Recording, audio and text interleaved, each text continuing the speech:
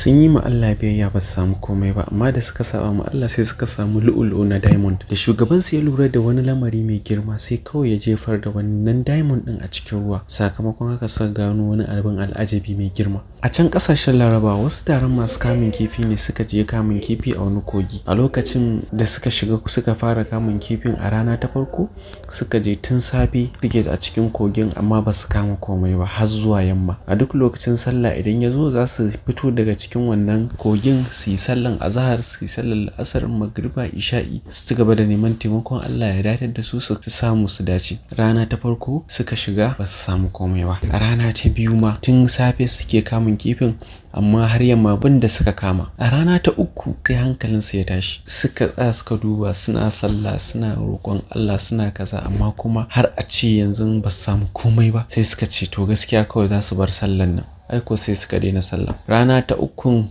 ba su yi sallah ba.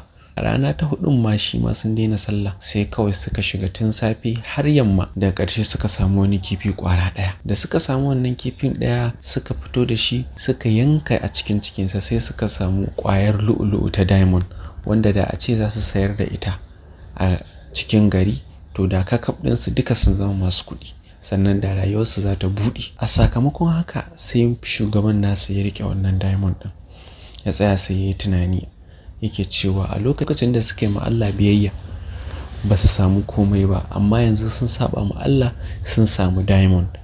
Ya ce to wallahi ba za su yi amfani da wannan diamond ɗin ba saboda me sun saba ma ubangijin da ya halicce su sannan sai suka same shi. Maganar da ake yi kawai sai ya wurga wannan diamond ɗin a cikin ruwa sai ya umarci mutanen shi da cewar su tuba su koma ma Allah su yi duk sallolin da suka rasa a lokutan da suke nema da suke kamun kifi. Aiko suka tuba ma Allah suka yi sallolin da aka biyo su a baya sannan sai ce wannan wurin bai da alkhairi a cikin shi domin wuri ne wanda suka saba ma Allah a cikin shi saboda haka su bar wannan wurin.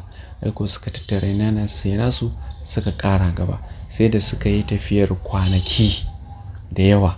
Bacin sun yada zango suka samu wani kogin daban wanda za su ci gaba da kamun kifi suka tsaya suka shirya suka yi addu'a sannan sai suka shiga suka ci gaba da kamun kifinsu. Bacin wani lokaci zuwa yamma kawai sai suka ƙara samun kifi ƙwara ɗaya. Suna buɗe kifin sai suka ga cewar wannan diamond ɗin wanda suka maida a cikin ruwa shine diamond ɗin still wani kifin ya je ya ƙara haɗewa sannan kuma Allah subhanahu wa ta'ala ya kawo musu kifin a cikin wannan kogin da suka ƙara samun wannan diamond ɗin. A lokacin sai shugaban ya yi magana yake cewa godiya ta ban girma da jinjina ta ƙasaita da ji da isa sun tabbata ga Allah maɗaukakin sarki da ya azurta mu da samun wannan diamond. Yanzu mun yi ma Allah da'a mun yi mashi biyayya Allah subhanahu wa ta'ala ya azurta mu da samun wannan diamond ɗin ta hanyar halak. So saboda haka yanzu sai mu je mu yi amfani da shi. Sannan sai ya jawo hankalin mutanen shi ke cewa ku sani ya ku mutane na dukkan abin da za ka samu ta hanyar haram idan har ka yi haƙuri ka maida ma Allah al'amuranka to Allah subhanahu wa ta'ala zai dawo da maka da wannan abin da ka rasa ta hanyar halak. Sai suka fahimci abin da yake nufi sannan kuma suka ɗauki darasi daga abubuwan da suka fara a tare da su. Idan kuna buƙatar samun labarai makamantan haka masu fa'ida ku danna subscribe sannan ku danna ƙararrawa domin samun labarai masu fa'idantarwa makamantan irin wa'annan. Na gode ƙwarai da gaske. Allah ya sa mu dace.